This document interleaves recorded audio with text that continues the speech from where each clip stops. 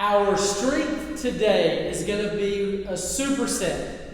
We're going to complete 3 to 4 rounds of this. After 1A, 1B, and 1C, you will take a 90-second rest. All right? Our first movement is going to be a rear foot elevated split squat. All right? So rear foot elevated split squat. You're going to do 6 to 8 reps each leg. I'll show you what it looks like without weight for a sec, talk about the setup. So when I set up, I'm going to use maybe a box or possibly a bench. Or if you're at home, find something, maybe couch, something. I'm going to try to get my foot off the ground. I like to let the top of my foot rest on that place.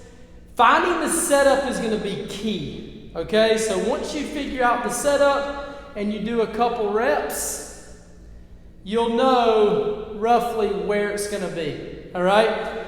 If I'm too close in and I go and my heel raises, then I know I need to walk my foot out.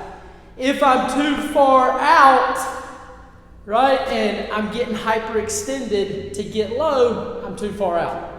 All right? So again, setup's going to be key. Now, instead of being full upright, I want you to take, and we're not going to lean forward like this, but we're going to have a slight forward lean. All right? Just a little. And then as you drop, you're going to keep that. And then stand. All right? Drive up. We're going to do 6 to 8 each leg. Now, we can add dumbbells to this, right? So I can do it on the side. I'm set up. Slight little lean. Down. Come back up. I'm going to go as low as I can go. Each one. 6 to 8 per side. All right?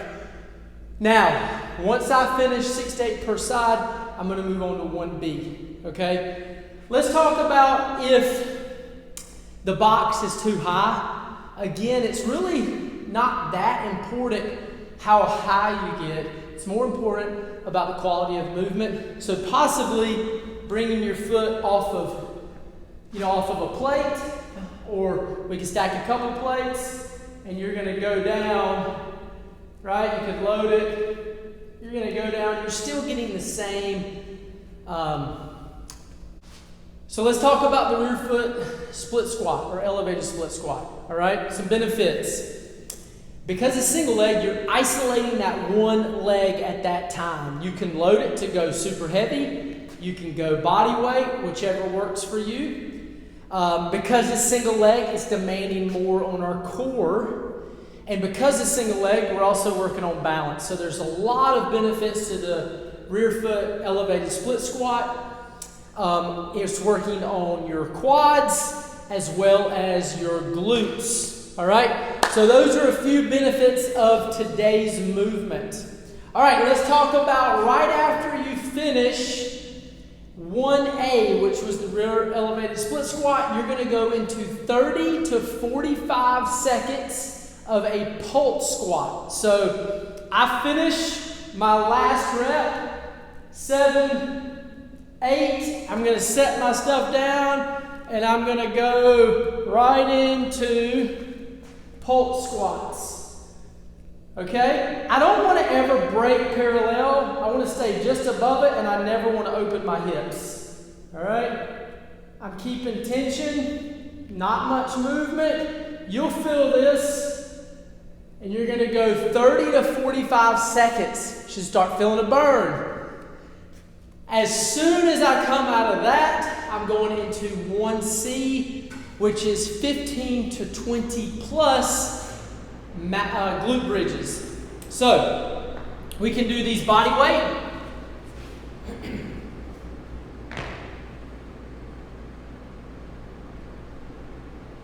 Right?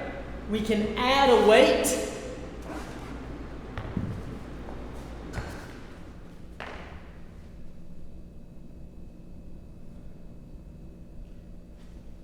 Or we can do these banded.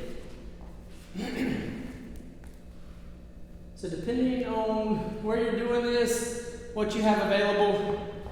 I'm just going to take the band, make on each end, pull it over to my hips, press up. Okay? Whatever I choose to do, I want to pick something that I'm going to get at least 15 reps, 15 to 20 reps, or plus. So if you're in that plus range, if you're getting 30, 35, you probably could add maybe a band or go heavier on your weight, heavier on your band. No less than 15 to 20 plus. That plus means until, if you're super close to 23, 24, until you start feeling that burn and that fatigue. Once you feel that, maybe do 1 or 2 more and then pause. Once you're finished with 1A, 1B, 1C, you're going to rest 90 seconds. All right? And then you're going to go back to this. We're going to do 3 to 4 rounds. Maybe give yourself 15 minutes or so to get this done. And have a great day with these rear elevated foot split squats.